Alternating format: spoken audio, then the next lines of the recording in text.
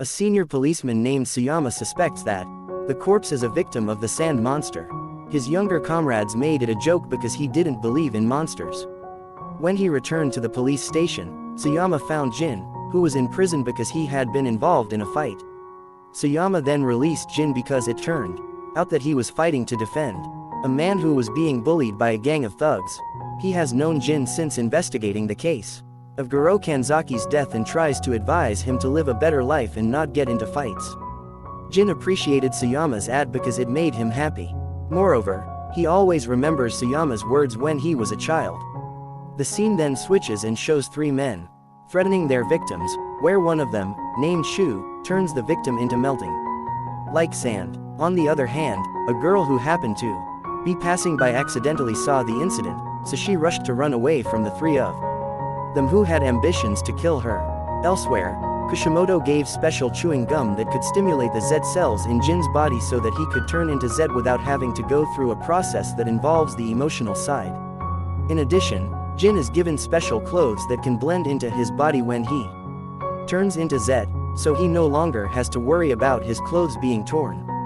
When Jin was about to return to his residence, he accidentally met Konoha, who was doing volunteer work with her mother. Knowing that now he couldn't jeopardize her safety by being near him, he violently chased her away and hurried away from her. Even though he can't do many things that require him to be close to ordinary humans, Jin still helps people by beating up thugs, who often annoy residents, and giving food to the homeless. Arriving home, Jin met the girl being chased by Shu and his brothers. Jin told her to leave the house, but she refused and told him what she had just seen. She then begged him to be allowed to hide there for a while. While they were having dinner, Jin felt the presence of the players nearby. He rushed out and asked her to stay in the house if she wanted to survive. However, she had been quietly tailing him instead. On the other hand, his movements were monitored by Mitsugai's men through CCTV cameras. They saw the girl who had been following Jin lost track of him in an uninhabited area, and instead found her bag left behind when she ran away from the three men. It turned out that all those were traps that had been set up by Shu and his brothers. When Shu was about to kill the girl, Jin arrived there and immediately attacked her. A fierce battle between them was inevitable. Mitsugai's men, who watched Jin, then shot the girl with stun bullets, making her unconscious to cover Jin's identity as Zet. Shu, who realized that Jin was a formidable opponent, changed to his true form, a player. Seeing this, his brothers ran away from the fight because the sweeper would come to the players who violated the rules by changing their form at will. Jin, who had expected this, then bit his gum, turning into Zet, although his appearance was completely different from before.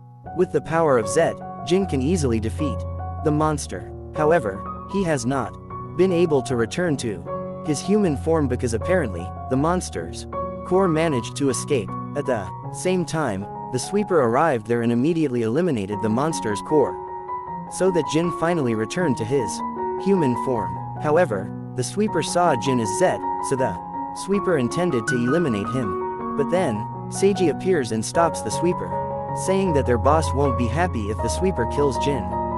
Hearing this, the sweeper then left from there.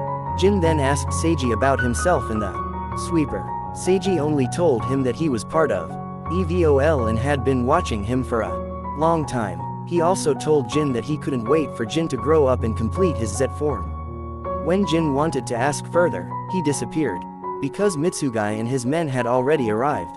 Mitsugai then explains to him about the sweeper, and asks him to be careful. The next day, the girl finally woke up and introduced herself as Tanaka. Jin finally finds out that he has been being watched by Mitsugai all this time, so he orders Tanaka to get out of his house as soon as possible. Isoner, Kuga is taken to a secret facility belonging to the Amagi Corporation, which his father doesn't even know about. Inside the secret facility, Kuga's team, which once helped him, turns out to have developed various weapons and equipment so that he can fulfill his dream of becoming Anbenforcer of justice like the superhero who became his idol. However, because it was not as expected, Kuga then asked his team to make a few improvements to the superhero costume he would wear because he was determined to be like alphas. He also thanked his team for being considerate of him and trying to fulfill his dream. After that, he meets an old man named Jiro, who claims to be a fan of him. 2 years ago, Kuga became very popular and was considered a hero because had managed to save victims trapped in burning buildings, although he had previously refused to reveal his identity. His father forced him, because positive publicity could bring profits to the company. Because of that, he became famous everywhere and had many fans. Jiro then took out his cell phone and showed Konoha, who was thrown into the swimming pool, and she couldn't swim. To test whether Kuga really has a high sense of justice, Jiro then gives him a choice: save his sister or 3 strangers who were big fans of him.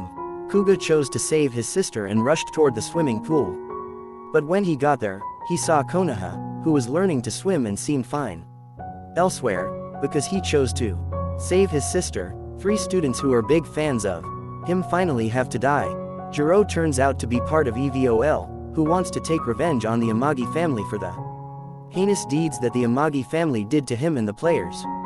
However, EVOL's boss warns Jiro not to harm humans, even when Mitsugai Amagi has caused them misery. The next day, Kuga sees a television program that reports the murder of the 3 schoolgirls. Jiro then calls him and tells him he has failed the exam because being a hero is not as easy as one might think. Meanwhile, Seiji goes to Shu's brothers, Ebizu and Gakizo, and asks them to kill Jin. He assures them that he will get in the way of the sweeper if Jiro acts openly. Then Seiji prefers to do everything secretly so as not to attract the attention of their boss and the sweeper. While Jin was traveling with Tanaka, they accidentally bumped into Konoha and her friend. She then approached him and intended to return the necklace belonging to him, who had fallen during a fire incident several years ago. However, he rudely told her not to approach him and hurried away. Not long after, Jin sensed the presence of the players nearby and found that Konoha and her friend had been kidnapped by them. Ebizu then appeared in front of him and showed his true form as a player, while Gakizo was in charge of overseeing Konoha and her friend. Jin just realized that his gum was left behind, so he couldn't transform into Zet, and he was overwhelmed by Ebizu. Elsewhere, Kuga, who finally got the Alpha's hero costume and equipment as he wanted, gets a call from Konoha asking for his help. Kuga then donned the Alpha's hero costume and rushed to save his sister. Meanwhile, Jin, who was getting desperate, sensed that Konoha was in danger, so he decided to save her first. Jin arrived there in time and managed to save Konoha. However, Gakizo, who had been changed to his original form, namely the cockroach monster, immediately confronted Jin with a herd of smaller cockroach monsters. When Jin was pushed down by an attack from Gakizo, Kuga arrived and helped him by killing Gakizo and a herd of other monsters. He then told Kuga to prioritize Konoha's safety and her friend because she lost a lot of blood. Kuga nodded in understanding and rushed to fly Konoha and her friend with the drone that his team had prepared.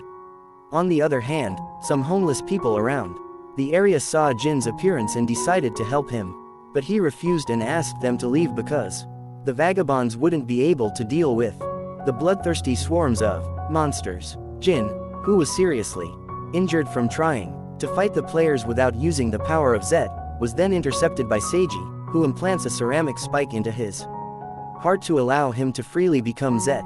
Sure enough, not long after, Jin finally turned into Zet. Even now, he can reach the perfect level, turning into Red Zet. Mitsugai and his men, who had been monitoring him through surveillance cameras for a while, wondered what had happened because Jin suddenly turned into Zet and reached the perfect level. On the other hand, Jin felt the tremendous power that had just been awakened within his body, so he was eager to defeat the monsters. When he fought against the player and could easily overtake him, Seiji appeared and told him that he purposely ordered Ebizu and his brothers to kill him or harm those closest to him. Seiji wanted to see if Jin could reach the red level Zet, which was the perfect level. An annoyed Jin attacks him because Seiji has used other people to achieve his goals. However, he could easily dodge Jin's attack and left because it wasn't time for him to fight against Jin yet. Elsewhere, Kuga is fighting to the death against Ebizu, relying solely on the Amagi Corporation's advanced equipment and meter physical abilities. He seems overwhelmed by Ebizu, who is a tough player. When he was in a state of urgency, Jin arrived and immediately helped him deal with Ebizu and the shrimp monsters who were his minions. Knowing that this was the first time Kuga faced a swarm of monsters, Jin told him to persevere and become stronger. When Jin in Zet's form mentions his name, he wonders why Zet knows his name. As the fight grew fiercer, Ebizu then increased his strength and managed to push Jin until he was forced to return to his usual Zet mode. However, in the end, Jin defeated Ebizu or returned to his human form. Kuga, who saw this, seemed so surprised, because he didn't expect that the monster-like figure who helped him was his best friend, Jin. On the other hand, Mitsugai, who witnessed the fight, also seemed surprised that the Faker of the Alpha's hero who suddenly appeared there was his grandson, Kuga. Knowing that the Amagi Corporation and his grandfather were involved, Kuga rushed to Mitsugai and demanded an explanation for what had happened so far. Mitsugai was forced to reveal everything to him. Jin, who returned home, was shocked to find out that Tanaka had also been attacked by a herd of cockroaches who were Gakuzu's henchmen. However, she managed to survive after Gakizo was defeated, and she seemed so relieved to be able to meet Jin again. A few days later, Jin and Kuga came to the hospital because Konoha asked them to come. Kuga then told Jin that his grandfather had told him everything, so he knew about Jin becoming Zet.